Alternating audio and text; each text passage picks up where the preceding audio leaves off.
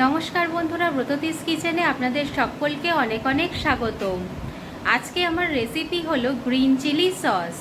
কিভাবে আমি এটা তৈরি করলাম চলুন দেখে নেই। গ্রিন চিলি সস বানানোর জন্যে আমি এখানে 50 গ্রাম মতন কাঁচা লঙ্কা নিয়েছি। এখানে আমি নিয়েছি 1 ইঞ্চি আদাকে টুকরো করে আর 3টে রসুন কোয়া। এখানে আমি নিয়েছি একটু গোটা ধনে। এখানে একটা মিক্সিং বোলের মধ্যে আমি প্রথমে নিয়ে নিচ্ছি কাঁচা লঙ্কা, এরপর আমি এর মধ্যে দিয়ে দেব আদা আর রসুনটা।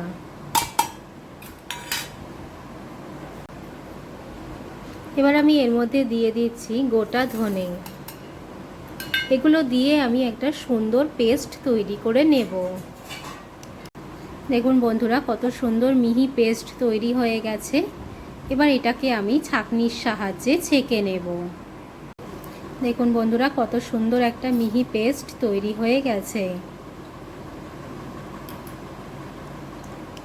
এখানে আমি নিয়েছি বড় চামচের 4 চামচ চিনি। এখানে নিয়েছি বড় চামচের 2 চামচ কর্নফ্লাওয়ার। এটাকে আমি সুন্দর করে জল দিয়ে গুলে নেব। অল্প অল্প করে জল দিয়ে গুলে নেব। আর নিয়েছি এখানে হাফ বাটি মতো ভিনিগার। এগুলো দিয়েই আমি চিলি সসটা রেডি করে নেব। এখানে একটা কড়াই আমি গ্যাসের উপর চাপিয়ে দিয়েছি। এবার আমি এর মধ্যে দিয়ে দিচ্ছি জল পরিমাণ মতো। জল দিয়ে এটাকে আমি গরম হতে দেব। দেখুন বন্ধুরা, জলটা ফুটতে শুরু করে দিয়েছে। এবার আমি এর মধ্যে দিয়ে দিচ্ছি পরিমাণ মতো নুন 1 চামচ, আর একটুখানি দরকার আর একটু দিয়ে দিলাম হাফ চামচ। এবার আমি এর মধ্যে দিয়ে দেব চিনি। চিনিটা দেওয়া হয়ে গেছে। এবার আমি এটা কিছুক্ষণ নাড়িয়ে চাড়িয়ে গুলে নেব। এরপর আমি এর মধ্যে দিয়ে দেব আগে থেকে বেটে রাখা লঙ্কা, আদা আর রসুনটা। এটা দিয়ে ভালো করে নাড়াচাড়া করে দিচ্ছি যাতে সব কিছু একসাথে মিশে যায়। এবার এটাকে আমি ফুটতে দিয়েছি। দেখুন বন্ধুরা, অনেকটাই ফুটে গেছে। আর 5 মিনিট মতন ফুটবে এটা।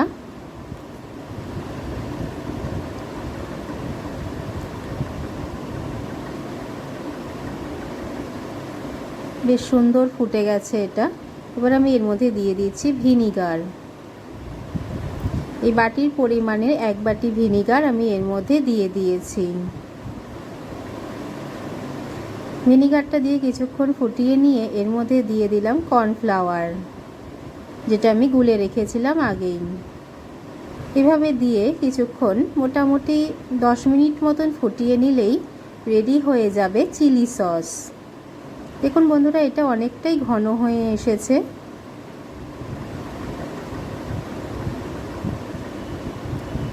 কিছুক্ষণ নেড়ে চেড়ে আমি এবার এটাকে নামিয়ে নেব।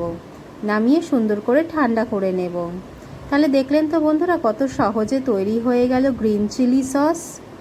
এরকম নিত্য নতুন রেসিপি পেতে আমার চ্যানেলটাকে লাইক, শেয়ার, সাবস্ক্রাইব করে দেবেন। পাশে থাকা বেল বাটনটাও অন করে দেবেন। যখনই আমি নতুন ভিডিও দেব আপনারা দেখতে পাবেন।